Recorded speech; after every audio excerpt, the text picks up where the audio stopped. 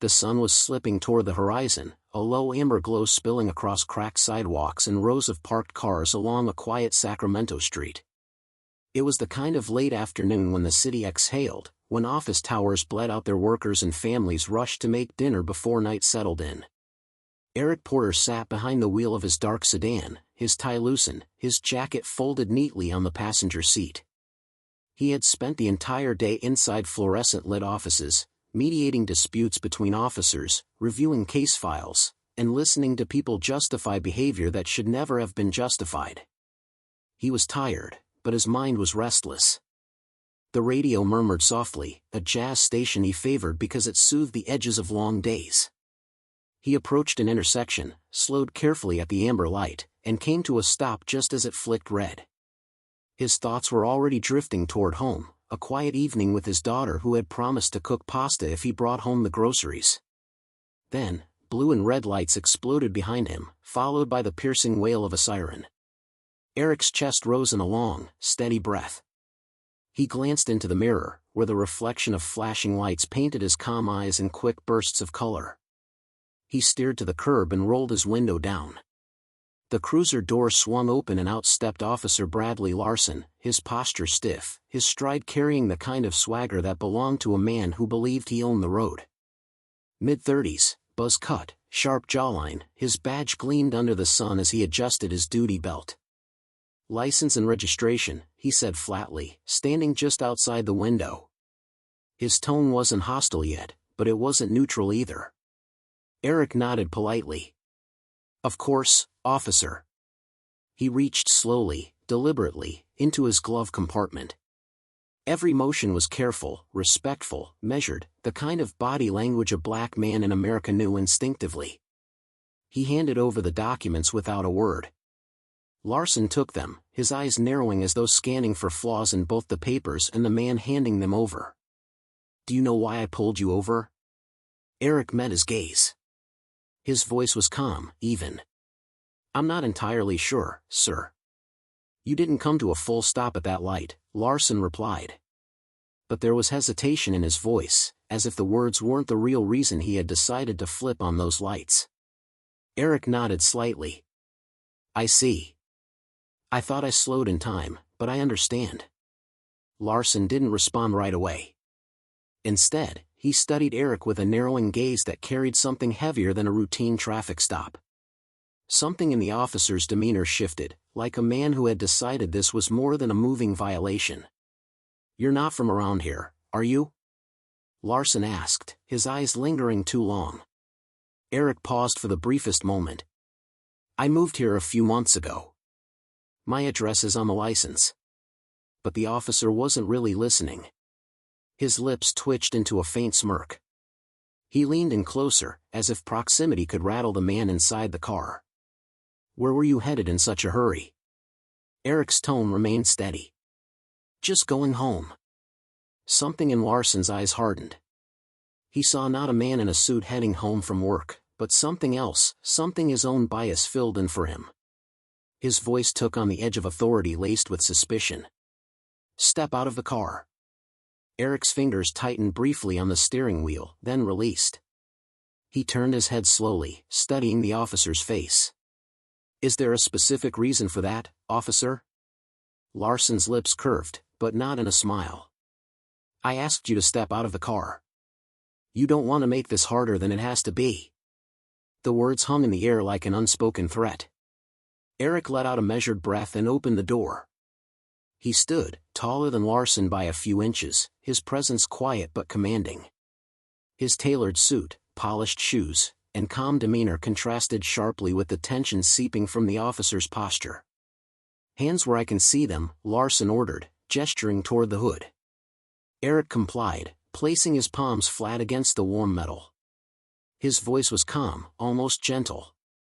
"Is there something specific you're looking for?" Larson smirked faintly, circling him. "Just routine.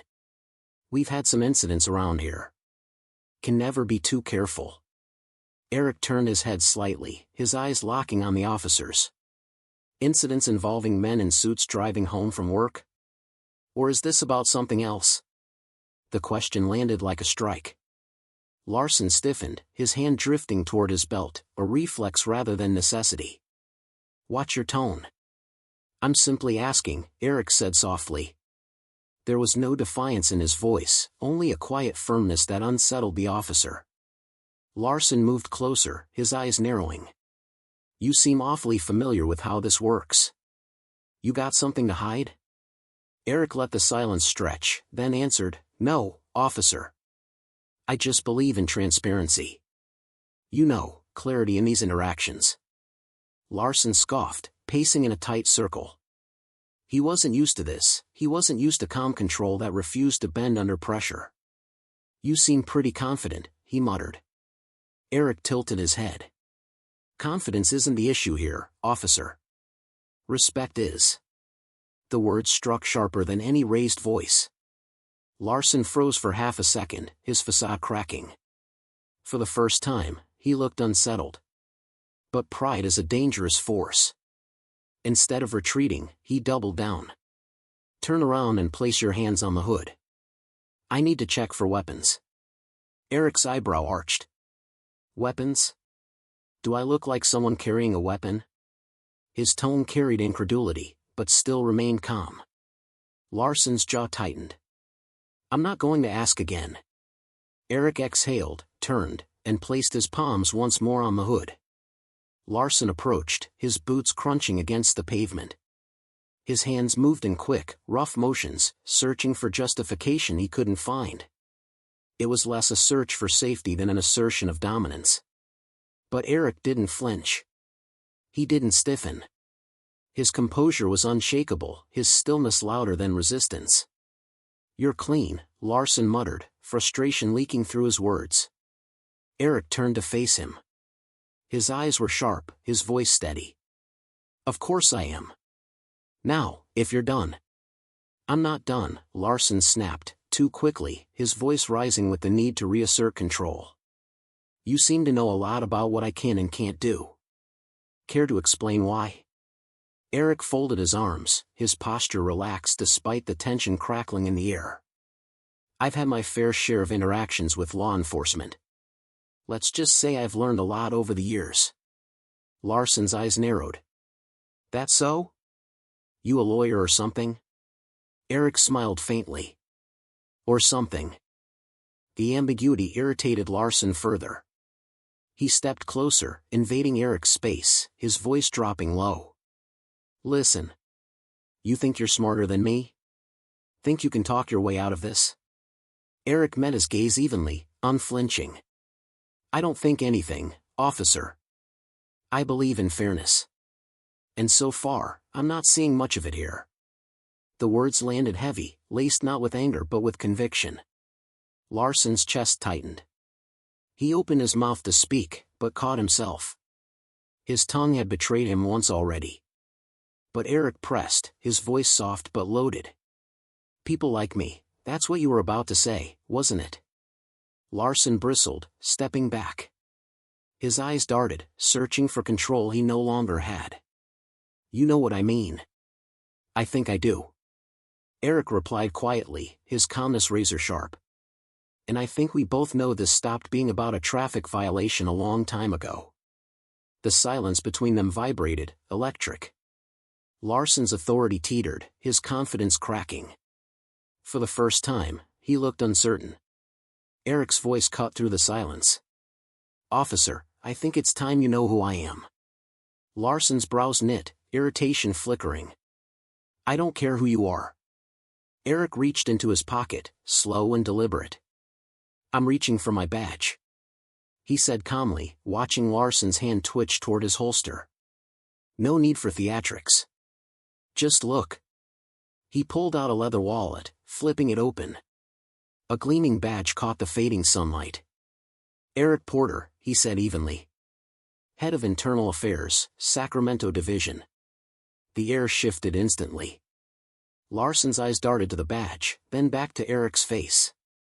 The smirk, the swagger, all of it evaporated. In its place, fear. Internal Affairs, Larson repeated, his voice cracking. Yes, Eric said. I oversee officer conduct. My job is to make sure people wearing this badge uphold the integrity it's meant to represent. Larson's face paled. His hand dropped from his belt. The weight of authority suddenly felt like a burden rather than a weapon.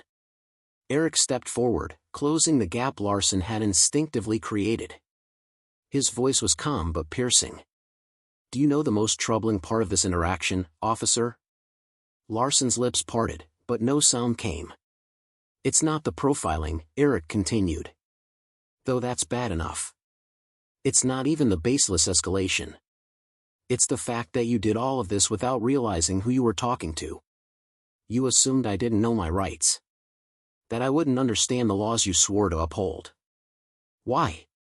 Larson's throat tightened. He couldn't answer. Because I didn't fit your idea of someone deserving respect. Eric said. His words were soft, but they carried the weight of a verdict. Larson's shoulders sagged. His authority dissolved, leaving him exposed. Eric stepped back, giving him space. Here's what's going to happen. You're going to step back, return my documents, and think very carefully about your next words. Because you will hear from me again, not as a driver on the side of the road, but as the man deciding whether you're fit to wear that badge. The silence was suffocating. Finally, Larson reached into his chest pocket, his hand trembling slightly as he handed back the license and registration. Eric took them, slid into his car, and started the engine. Before closing the door, he looked once more at the officer. Remember this, officer. The badge doesn't make you better than anyone. It makes you accountable to everyone. The door shut. The engine hummed. Eric drove away, leaving Larson standing in the fading light, his future suddenly uncertain. But for Eric, the night was just beginning. The next morning, sunlight streamed through the blinds of Eric's office at Internal Affairs. On his desk sat a file, Officer Bradley Larson. The record wasn't spotless, complaints of unprofessional conduct, excessive stops, vague reports dismissed quietly. Eric steepled his fingers, thinking. Larson wasn't an anomaly. He was a symptom. A symptom of a culture that protected itself instead of serving the public. Later that afternoon, Eric sat across from Chief Daniels, a seasoned veteran with steel-gray hair. Eric recounted the traffic stop in detail. Larson's behavior isn't an isolated incident. He said firmly. It's a reflection of how much work we still have to do. Daniels sighed. This isn't the first time his name's come up. But we've always handled it internally, quietly. That's the problem. Eric said. Quiet doesn't fix anything. Quiet lets it happen again. It's time to be loud. The following weeks blurred into long days of hearings, interviews, and late-night reports. Eric met with officers, community leaders, and families who had lived through similar encounters. The Larson incident became a catalyst, a story too sharp to ignore. At Larson's internal hearing, Eric sat across from him once more. Larson fidgeted under scrutiny, his arrogance gone. The verdict was suspension. But Eric knew the true victory wasn't punishing one man. It was preventing the next. Months later, Eric stood at a podium in a community hall filled with officers, city officials, and local residents. His voice carried, steady and resolute. Justice isn't just about catching the bad guys. It's about making sure the people sworn to protect and serve do so with fairness, integrity, and respect. That badge on your chest doesn't make you superior. It makes you accountable. To everyone. The room erupted in applause. Some faces were skeptical, some hopeful, but all listening. Eric stepped down from the podium, his heart steady. Change wouldn't come overnight. But it would come. Because sometimes, one traffic stop isn't just a traffic stop. It's a reckoning. It's a turning point. It's the moment when silence breaks, and the fight for accountability begins. And in Sacramento, on a quiet street where the sun once set over flashing lights, that reckoning had already begun.